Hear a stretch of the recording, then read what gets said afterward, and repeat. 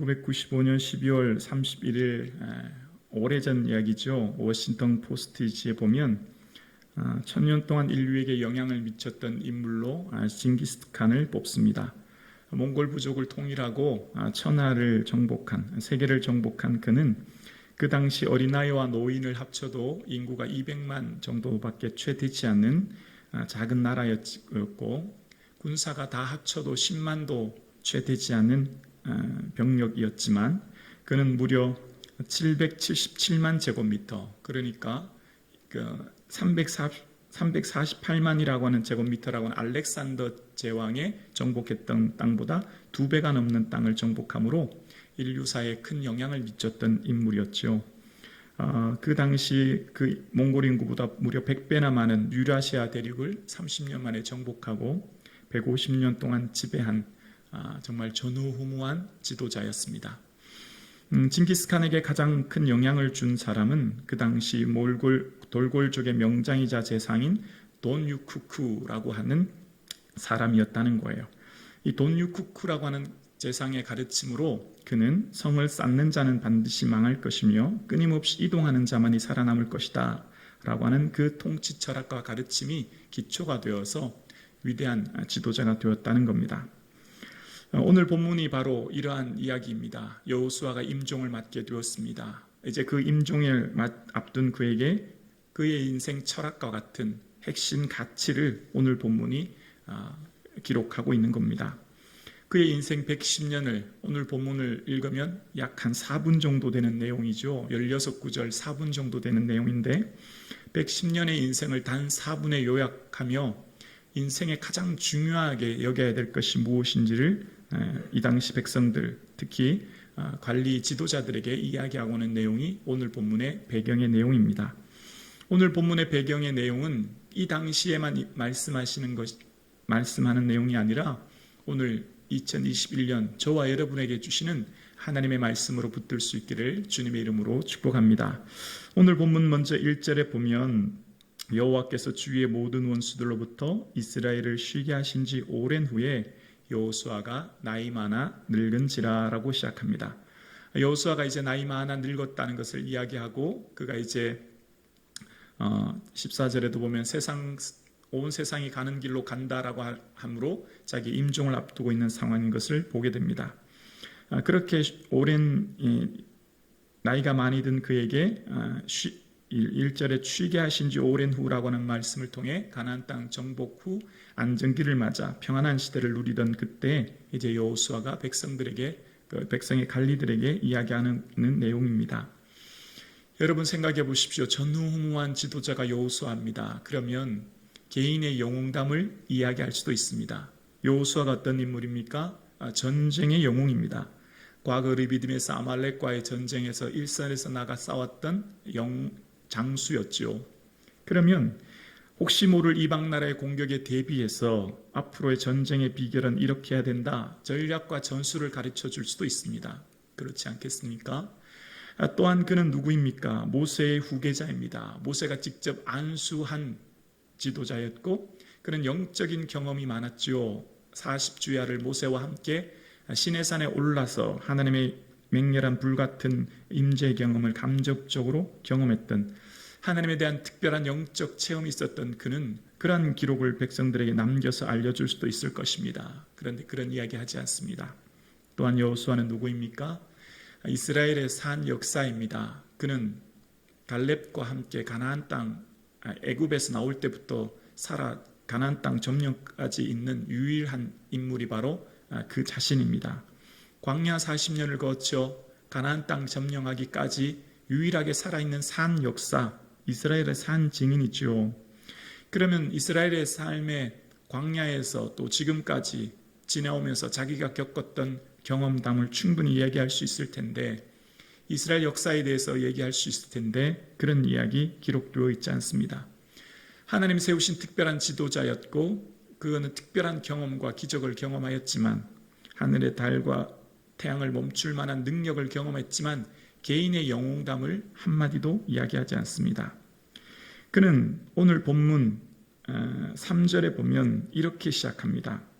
너희의 하나님 여호와께서 너희를 위하여 이 모든 날에 행하신 일을 너희가 다 보았거니와 너희의 하나님 여호와와 그는 너희를 위하여 싸우신 이시니라 라고 이야기합니다. 첫 소두가 무엇입니까?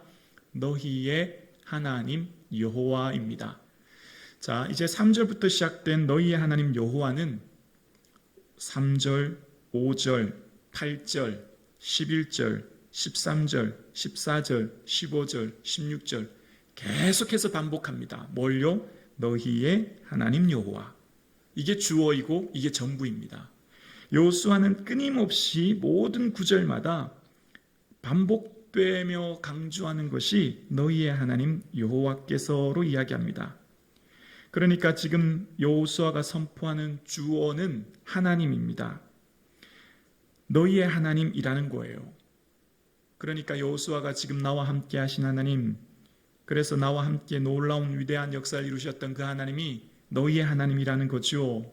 노예 출신인 우리를 이처럼 가나안 땅 시온과 옥을 정복하고 31명의 나라를 무찌른 승리하게 하신 하나님이 너희의 하나님이라는 거예요. 그러니까 여호수아는 자기 자신에 대한 이야기는 단 한마디도 하지 않습니다. 단지 한다면 내가 늙었다, 나는 온 세상의 사람들을 가는 길로 간다 라고 하는 얘기예요. 뭘 말하고 있죠?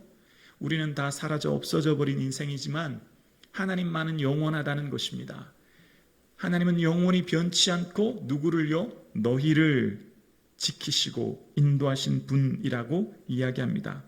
그래서 누구를 의지하라고요? 내가 아닌 하나님 의지하라고요. 눈에 보이는 지도자인 여호수아는 늙어 세상 사람들이 가는 길로 사라져 버릴 것이니 이제 그 영원하신 하나님 변치 아니하시는 누구의 하나님요? 너희의 하나님, 나의 하나님 붙들러라 라고 계속해서 강조하고 있습니다. 여호수아는 오늘 본문 인생의 마지막 임종을 앞두고 자신이 온 관리들에게 이야기하고 강조하고 있는 것은 너희의 하나님, 그 하나님을 온전히 의지하고 붙들어라 라고 이야기하고 있습니다. 오늘 일부 예배 드리시는 사랑하는 성도님들의 삶에 나의 하나님은 어떤 분이십니까? 지금까지 나를 여기까지 인도하신 그 하나님, 그 좋으신 하나님 붙들고 나가는 저와 여러분 되실 수 있기를 주님의 이름으로 축원합니다. 지금 우리의 삶 가운데 여기까지 나의 삶을 인도하신 그 좋으신 하나님을 붙들 때 우리는 참된 평안과 기쁨을 누리게 됨을 여호수아가 이야기하고 있는 겁니다. 그래서 그 너희의 하나님께서 주어입니다. 그러니까 오늘 본문의 주어는 하나님인 거예요. 1절에도 시작이 여호와께서 아닙니까? 그러니까 자기 자신은 온전히 드러나지 않습니다. 우리 같으면 어떻게 이야기할까요? 하나님께서 나를 통해 이런 역사를 이루셨다. 은근히 나를 드러낼 텐데 여호수아는 그런 모습이 등장하지 않습니다. 다 하나님이 하셨다는 거예요. 그렇습니다. 우리의 인생, 삶, 또 교회, 공동체 모든 것들 다 하나님이 이루십니다. 하나님이 칠이 다 하시는 거예요. 그러므로 하나님이 그 이루시는 역사 앞에 염려하거나 두려워하는 것이 아니라 하나님 의지하고 하나님 붙들고 나가는 저와 여러분 되기를 주님의 이름으로 축복합니다. 자, 그 하나님, 너희 하나님, 그 하나님께서 누구를 통해서요? 나 여호수아를 통해 이 일을 하셨다. 그래서 순종하는 나를 통해 하나님 역사를 이루셨다. 이제 그 얘기 하시는 거거든요. 하나님은 하나님 일을 하실 때 사람을 통해 일하시거든요. 근데 사람이 그 순종을 할 때 처음에는 희생이요 헌신 같아 엄청난 부담이요 짐이 될 수 있습니다. 하나님이 우리에게 말씀하시는 그 순종을 이야기하실 때는 그것이 우리에게 참 어렵고 힘들 수 있지만 그러나 그것이 순종 후에는 놀라운 영광이 됨을 오늘 본문이 이야기합니다. 평범한 여호수아였지만 하나님 말씀에 순종하고 붙들림 받아 나아갔을 때 하나님의 기적의 주인공이 되고 헌신과 순종과 희생이었던 삶이었는 줄 알았지만 그것은 그 개인에게 축복과 영광이 되었음을 오늘 본문이 기록하고 있습니다. 하나님께서 하신 위대한 일, 그 일에 쓰임받을 수 있었음을 본문이 이야기하면서 하나님이 하셨다라고 고백하고 있습니다. 2021년 7월 오늘 일부 예배 드리시는 사랑하는 성도님들, 우리의 삶이 하나님께 붙들림 바 되어 주님께서 마음껏 쓰시는 삶 되어질 수 있기를 주의 이름으로 축원합니다. 주님께서 나를 통하여 이 시대 여호수아처럼 나의 순종을 통하여 하나님의 놀라우신 은혜를 이 열방 가운데 드러낼 수 있기를 원합니다. 자원하는 심령을 주사 나를 붙드소서 다윗의 고백처럼 하나님 제가 여기 있습니다. 자원하는 심령들 되어지기 원합니다. 하나님께서 내가 누구를 보내며 누가 나를 위해 갈고 찾고 있는 이 시대에 열방을 품고 애통하고 기도하는 우리 성북중앙교회 온 성도님들 되실 수 있기를 주님의 이름으로 축복합니다. 그렇습니다. 오늘 나의 삶이 평범하고 그저 쉽게 살아간다면 그 인생의 마지막은 후회가 아니겠습니까? 그러나 좀 힘들고 어려워도 하나님 말씀 순종하고 의지하고 나아가면 우리는 마지막 임종 때, 아니 저 영원한 하나님 나라에서 영광을 누리게 될 줄로 믿습니다. 그렇습니다. 오늘 본문은 여호수아 인생의 가장 중요한 주어가 하나님이셨음을 고백합니다.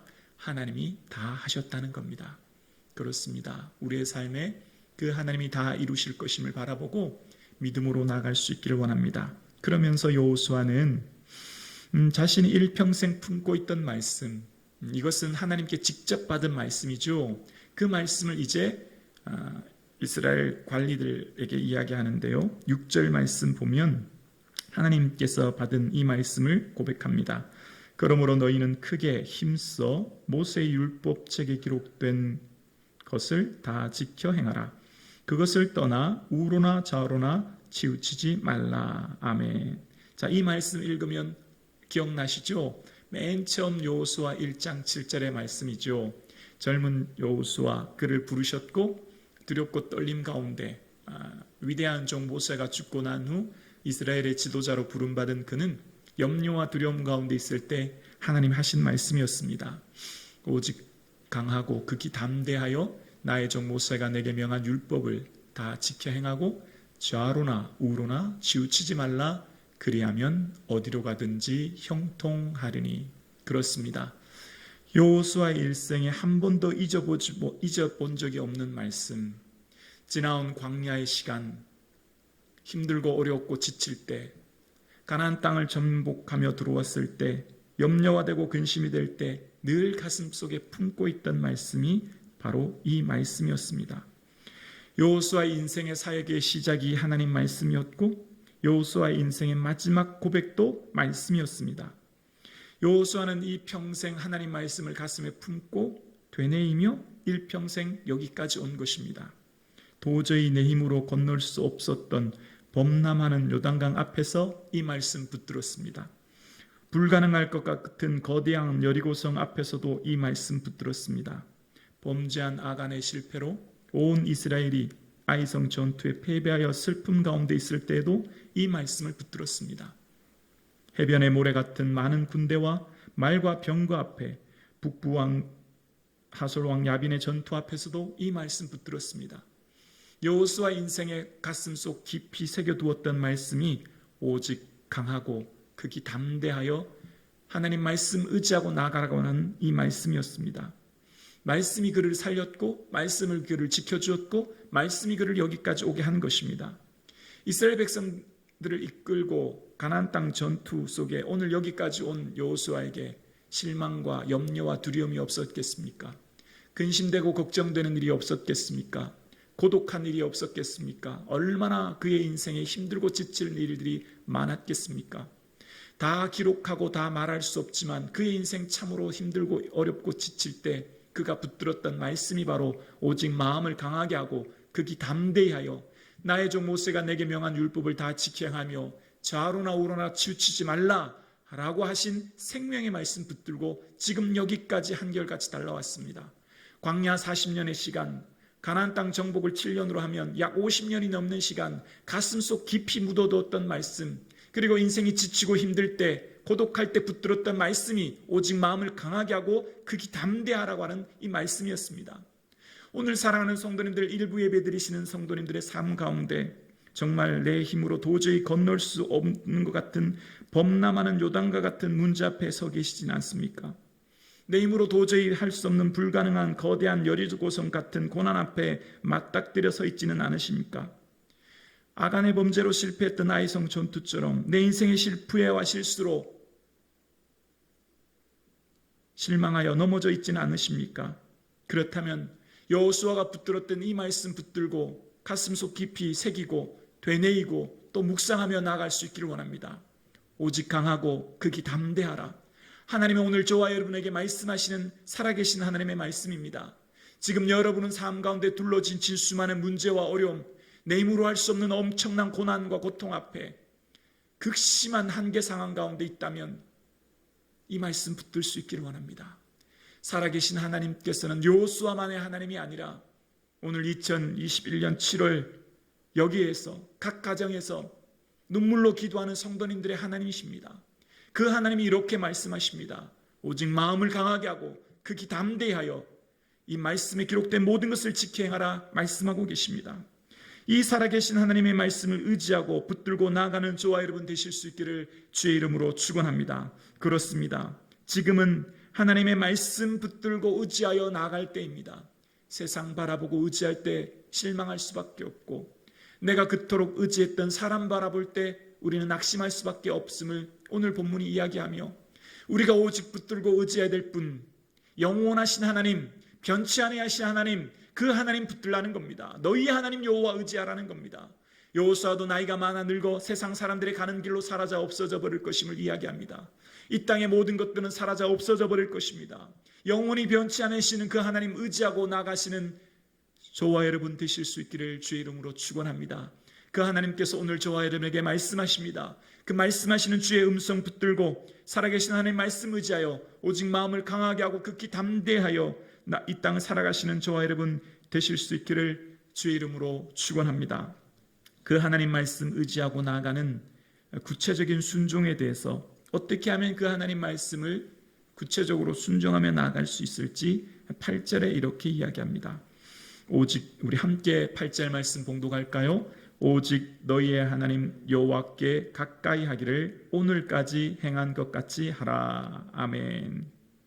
여호수아는 이스라엘에게 하나님 가까이 하라, 지금 여기까지 온 것처럼 하나님 가까이 하라 라고 하면서 스스로 조심하여 하나님 사랑하라 11절에 이야기합니다.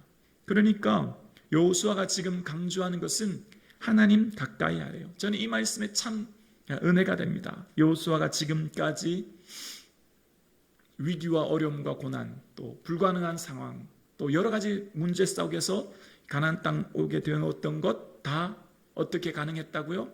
하나님 가까이 했기 때문이라는 거예요. 그 하나님 가까이 했기 때문에 여기까지 올 수 있었다. 나이 늙은 여호수아가 임종을 앞두고 유언처럼 온 백성들에게 말하는 핵심 가치가 여기에 담겨져 있습니다. 너희의 하나님 여호와를 가까이 하라 라고 이야기합니다. 시편 73편에 보면 하나님을 가까이 함이 복이다 라고 이야기합니다. 하나님 가까이 하는 것이 우리에게 복임을 이야기하고 있습니다. 우리가 당장 보이는 물질이나 당장 보이는 현상이 아니라 하나님께서 우리에게 말씀하시는 은혜가 바로 하나님 가까이 하라는 겁니다. 그 하나님 가까이 하는 것이 복인 이유가 무엇일까요? 원래 이스라엘 백성들은 하나님을 가까이, 아무나 가까이 나갈 수 없는 사람들인 것 아시죠? 민수기 18장에 보면 레위인은 직무와 장막의 일을 하는데 성소의 기구와 제단에는 가까이 하지 못합니다. 왜냐하면 그것은 제사장들이 해야 될 일임을 이야기해요. 그리고 또한 제사장들도 지성소에 나가기 위해서는 레위기 16장에 보면 아론은 지성소에 들어가려면 입던 세마포 옷을 벗어두고 거룩한 물로 몸을 씻고 번제를 드려야만 제사장인 아론은 지성소에 들어갈 수 있습니다. 그러니까 어미하신 하나님, 두려우신 하나님을 지성소에서 뵙는 일은 아무나 할 수 있는 일이 아니라 특별히 택함 받은 제사장만 1년에 한 번 들어갈 수 있는 것입니다. 그런데 그 하나님을 가까이 하는 것이 얼마나 복입니까? 누구든지 언제든지 하나님 부르고 하나님 찾고 하나님께 나아갈 수 있는 것이 얼마나 복임을 기억해야 하는 거죠. 그래서 시편 65편 4편에는 주께서 택하시고 가까이 오게 하사 주의 뜰에 살게 하신 사람이 복이 있나이다 라고 고백합니다. 하나님께 가까이 오게 하신 사람, 주께서 택함 받은 사람이며 주의 거룩한 성전에서 주를 배웠기 때문에 이것이 얼마나 큰 축복임을 이야기하고 있는 겁니다. 그렇습니다. 우리 인생의 가장 큰 축복이 무엇이라고요? 하나님 가까이 하는 겁니다. 누가 하나님 가까이 할 수 있습니까? 믿음 있는 사람이죠. 우리에게는 이 믿음이 있지 않습니까? 하나님께서 살아계시고 창조주 되신 하나님이 오늘 우리와 함께 하신다는 것을 믿기에 이 성전에 나온 것이고 각 가정에서 예배드린 것 아니겠습니까? 우리 인생에 하나님 빼면 남는 것이 무엇이 있습니까? 하나님 없는 우리의 인생 상상이나 할 수 있겠습니까? 그러므로 하나님께서 우리에게 은혜 주시고 하나님 가까이 할 수 있다고 하는 것은 은혜 중의 은혜이며 복 중의 복인 줄로 믿습니다. 그러므로 오늘 일부 예배 드리시는 사랑하는 성도님들, 하나님 가까이 하는 저와 여러분 되실 수 있기를 주님의 이름으로 축복합니다. 그러면 하나님을 가까이 하는 구체적인 방법이 뭐가 있을까요? 어떻게 하면 그 하나님 가까이 계신 하나님 배울 수 있을까요? 신명기 4장에 보면 모세는 이런 고백을 합니다. 신명기 4장 7절에 보면 우리의 하나님 여호와께서 우리가 그에게 기도할 때마다 우리에게 가까이 하심과 같이 그의 신이 가까이 함을 얻은 큰 나라가 어디 있느냐? 어떻게 할 때요? 우리가 그에게 기도할 때마다. 모세는 온 백성들에게 하나님께 기도할 때마다 하나님 가까이 해주셨고 은혜 베풀어 주셨음을 고백합니다. 어떤 자가 하나님의 은혜를 바라보고 깨닫고 경험합니까? 기도하는 자, 하나님께 나아가는 자, 하나님께 엎드리는 자는 하나님께서 주신 은혜를 바라보게 된다는 것입니다. 하나님께 기도할 때마다 라고 이야기합니다. 하나님께 기도할 때마다 저와 여러분 하나님 가까이 하여 주시고 은혜 베풀어 주시는 줄로 믿습니다. 이것은 다윗의 고백뿐만 아니라 모세의 고백뿐만 아니라 다윗도 이런 고백을 여러 번 했죠. 다윗도 그의 인생 삶의 시편 145편에 이런 고백을 합니다. 여호와께서 자기에게 간구하는 모든 자, 곧 우리 함께 고백할까요? 진실하게 간구하는 모든 자에게 가까이 하시는 도다. 아멘. 그렇습니다. 하나님 어떤 자를 가까이 하신다고요? 하나님께 간구하는 자, 간구하는 모든 자, 진실하게 하나님 앞에 나오는 모든 자, 그를 하나님 가까이 하신다는 겁니다. 하나님께서 우리를 인도해 주시고 함께 해 주시는 것을 보게 되는 거예요. 그 영광을 보게 되는 거예요.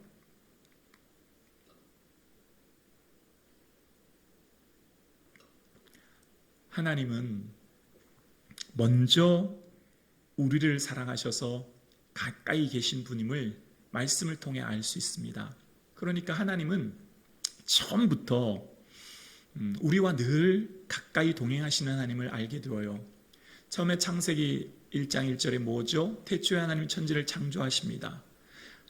영원하신 하나님, 전능하신 하나님은 시공간 속에 자기를 제한하셔서 이 땅에 피조물을 창조하셨고, 그래서 누구와요? 아브라함, 이삭, 야곱, 요셉 그 족장들과 함께 동행하시고 걸음을 인도하시고 가까이 하셨던 하나님, 애굽에서 그들의 고통 소리를 들으시고 광야에서 구름과 불기둥 구름으로 인도하신 하나님, 가나안 땅에 들어와서 여기까지 오기까지 인도하신 하나님, 그러니까 지금까지 하나님은 늘 가까이 계셨던 거죠. 신약의 시작은 무엇이죠? 예수님의 탄생이에요. 예수님의 탄생은 무엇입니까? 전능하신 하나님이 육신의 몸을 입고 제한하셔서 이 땅에 오신 거예요. 그 하나님은 어떤 하나님이라고요? 임마누엘, 임마누엘의 뜻이 뭐죠? 번역한즉 하나님이 우리와 함께 계시다. 예수님이 이 땅에 오신 것은요, 우리와 함께 계시기 위해 오셨다는 거예요. 그리고 그 예수님께서는 제자들과 함께 하시면서 늘 그들 가까이 계셨고, 부활하여 승천하실 때 뭐라고 하셨죠? 볼지어다 내가 세상 끝날까지 너희와 항상 함께 있으리라 하시니라. 아멘. 함께 하시는 거예요. 항상 함께 하시는 거예요. 그러니까 구약의 하나님, 신약의 하나님, 그 모든 하나님은 늘 어떤 하나님이라고요? 우리와 가까이 계신 하나님. 어떨 때 그 하나님 보게 된다고요? 기도할 때마다. 하나님은 알고 보면 늘 나와 함께 계셨던 거예요. 늘 내 우편에 계셨던 것이죠. 늘 나와 함께 계셨던 그 하나님을 언제 알게 된다고요? 기도할 때. 하나님은 늘 우리와 함께 하시는 거예요. 그러니까 하나님은 언제든지 우리와 함께 하시는데, 우리가 하나님과 멀어졌다 가까워지는 건요, 내게 달려있는 것이죠. 내가 주님 앞에 기도하고 하나님께 엎드릴 때 그 하나님 바라보게 되어지고 깨닫게 되어지는 겁니다. 늘 나와 함께 하신 좋으신 하나님을 발견하게 될 뿐인 것이죠. 그러니까 기도할 때마다 우리를 가까이 하신 하나님, 자기에게 간구하는 모든 자에게 가까이 하신 하나님, 모세와 다윗의 고백은요, 어쩌면 늘 함께 하시는 하나님을 기도할 때 발견하게 된다는 뜻 아니겠습니까?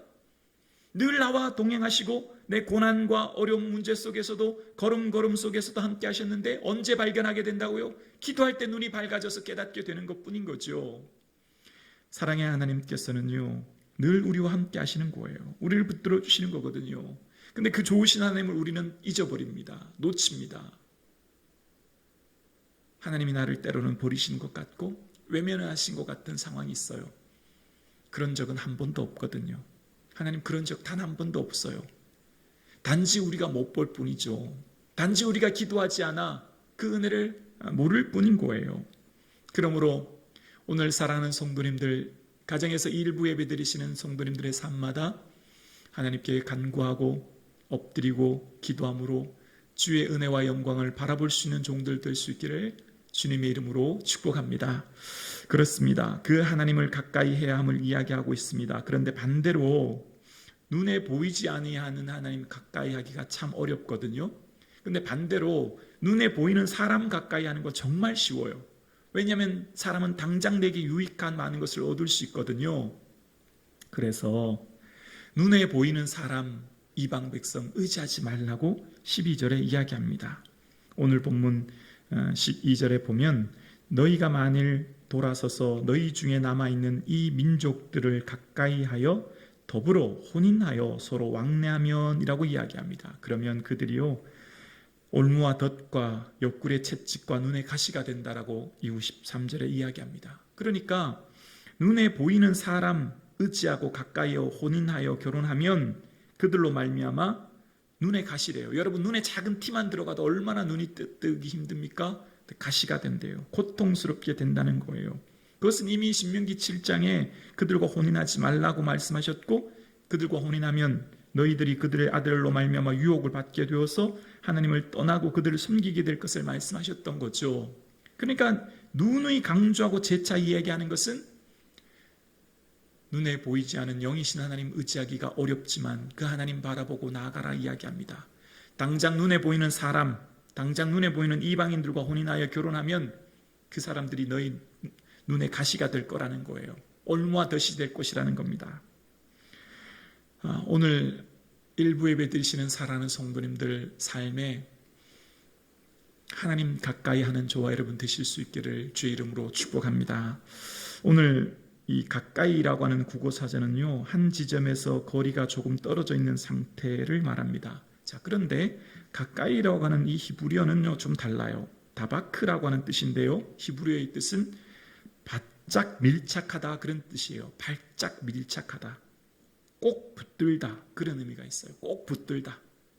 그러니까 가까이 하다라고 하는 말은 하나님과 나 사이에 중간에 걸림돌이 없는 거예요. 하나님 꼭 붙들고 바짝 밀착하는 게 하나님 가까이 하다라고 하는 원어의 뜻인 거예요. 그러니까 우리 생각에 가까이 하면 어느 정도 거리를 두고 걸어가는 것 같지만 히브리어의 원어의 뜻은 바짝 밀착하다는 뜻이 있는 거예요. 꼭 붙들다는 뜻이 있는 거예요. 그러니까 인생을 살아가면서 하나님과 나 사이에 중간이 되는 뭘 두지 말고 하나님만 꼭 붙들며 살아가라. 하나님 없이는 살 수 없노라고, 하나님 없이는 내 인생 어떤 순간도 살 수 없노라고 하나님만 꼭 붙들고 의지하고 나아가라. 오늘 본문이 이야기하고 있는 겁니다. 오늘 일부 예배 드리시는 사랑하는 성도님들, 하나님 꼭 붙들고 하나님께 꼭 밀착하여 살아가실 수 있기를 주의 이름으로 축원합니다. 지금은 비대면으로 예배를 드립니다. 그래서 예배당에 오시지 않기 때문에 영과 진리로 예배 드리는 것은 몇 배 더 애쓰셔야 가능하게 되었습니다. 온 마음 다해 예배 드리기가 더 어려운 상황이 된 것입니다. 비대면으로 한 주, 두 주, 점차 장기적으로 늘어나면 바쁘다는 핑계로, 피곤하다는 핑계로 새벽 예배, 수요 예배, 금요 예배, 주일 예배마저도 한두 번씩 점차 빠뜨리고 잊어버리게 되고 대충 건성으로 예배 드릴 위험이 있습니다. 이렇게 되면 성도님들의 영적 상태는 하나둘 나도 모르게 영적인 무장해제 상태가 될 위험이 큽니다.